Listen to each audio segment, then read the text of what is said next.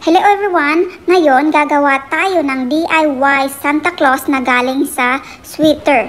So, ikat natin tong one side of the sleeve. Ito mismo yung gagawin nating hat. Ang gagawin natin is lagyan lang natin ng ihem natin yung dulo.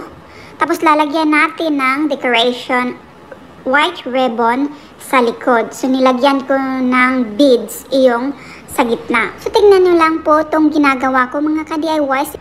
Simpleng-simple lang at makakatipid ka na sa iyong outfit this during Christmas period.